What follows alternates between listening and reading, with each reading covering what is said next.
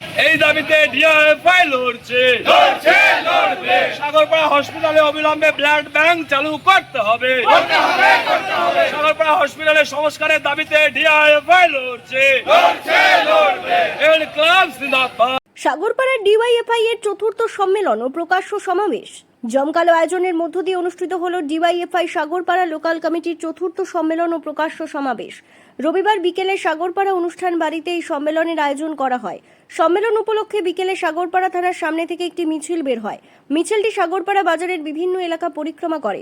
মিছিল থেকে এসআইআরে বাদ পড়া সকল যোগ্য ভোটারের নাম তালিকায় অন্তর্ভুক্ত করা, এলাকায় শিল্প স্থাপন ও কর্মসংস্থানের দাবি তোলা হয়। পাশাপাশি ধর্মের ভিত্তিতে বিভাজনের রাজনীতির বিরুদ্ধে ঐক্যবদ্ধভাবে লড়াইয়ের আহ্বান জানানো হয়।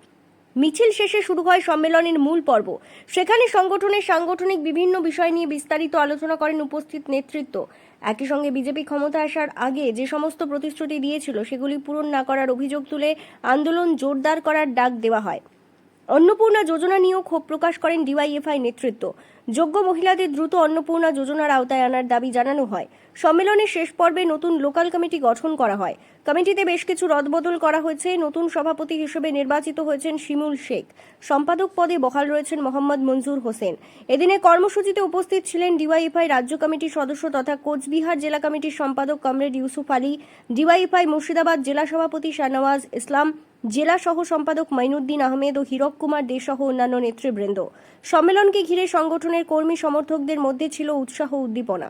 লোকাল সম্মেলনকে সামনে রেখে আমরা সাগরপাড়া রক্সিমুর থেকে থানা পর্যন্ত এই সময়কালে সাম্প্রদায়িক সম্প্রীতির বার্তা সকল মানুষের কাছে পৌঁছে দেওয়ার চেষ্টা করলাম এবং এই সময়কালের মধ্যে আগামী 20 সেপ্টেম্বর সারা পশ্চিমবাংলা জুড়ে যুব কর্মী সমাবেশ অনুষ্ঠিত হবে নেতাজি ইন্ডোরে।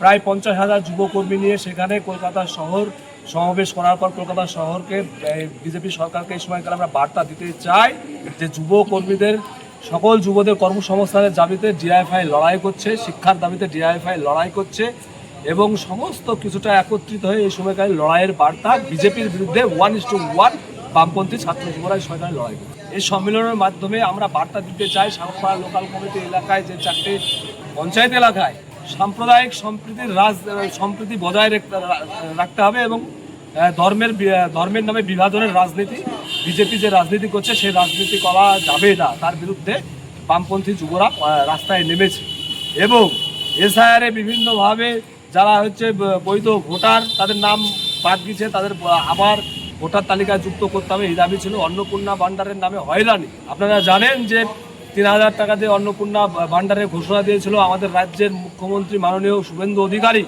কিন্তু আমরা দেখলাম প্রায় 40% মহিলাও সেই অন্নপূর্ণা ভান্ডার পাচ্ছে না। কারণ বাজেটে যেখানে ছিল 42,000 কোটি টাকা সেটা 84,000 কোটি টাকার কথা ডবল হলে 84,000 কোটি টাকা হতো, সেখানে বাজেটে বরাদ্দ 36,000 কোটি টাকা হচ্ছে। স্বাভাবিকভাবে সব মহিলা অন্নপূর্ণা ভান্ডার পাবে না এবং আমরা এই সময়কালে বলতে চাই যারা পরিযায়ী শ্রমিক বিভিন্ন রাজ্য গিয়ে মারা যাচ্ছে, আমাদের দাবি সেই সমস্ত পরিযায়ী শ্রমিকদের রাজ্যে ফিরিয়ে নিয়ে এসে কলকারখানায় স্থাপন করে তাদেরকে রাজ্যে স্থায়ী কাজের ব্যবস্থা করতে হবে।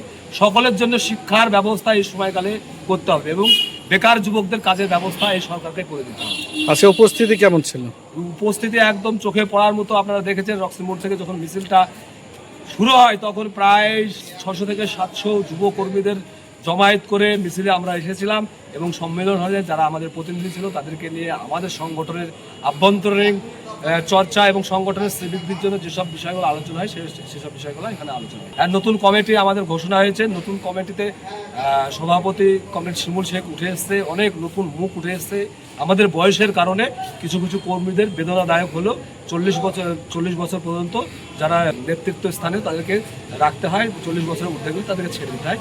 অনেকজনকে আমরা ছেড়ে দিয়েছি, আবার নতুনভাবে অনেকেই কমিটিতে যুক্ত। আমার নাম মোহাম্মদ মঞ্জুর হোসেন, ডিআইএফআই সাগরপাড়া লোকাল কমিটির নবনির্বাচিত সম্পাদক। সম্মেলন থেকে বার্তা দেব, বর্তমানে যে রাজনীতি চলছে ভারতবর্ষে, যে বিভাজনের রাজনীতি চলছে, সাম্প্রদায়িক সম্প্রীতি নষ্ট করছে, সংখ্যালঘু সম্প্রদায়কে টার্গেট করে বিজেপি যে রাজনীতি করছে সেই রাজনীতির বিরুদ্ধে সমস্ত মানুষকে ঐক্যবদ্ধ হয়ে শিক্ষা, কাজ, কর্মসংস্থান, স্বাস্থ্য এবং বিভিন্ন জনমুখী যে প্রকল্প সেগুলো যেন প্রত্যেকে পায় সেই সব নিয়েও লড়াই আন্দোলন করতে বলব। আশা করব বর্তমান যে পরিস্থিতি সে পরিস্থিতির উপরে দাঁড়িয়ে যুব সমাজ জেগেছে, তাদের কর্মসংস্থান নেই, তাদের শিক্ষা ঠিকঠাক নেই, সেই জন্য আমাদের ডিএফআই ছায়াতলে দলে দলে যোগদান করছে। তা আমরা আশা করি সামনের দিকে আরো লড়াই আন্দোলন জোরদার হবে এবং সংগঠন আরো মজবুত হবে। আমার নাম শিমুল শেখ, নবনির্বাচিত সভাপতি ডিএফআই সাগরপাড়া লোকাল কমিটি।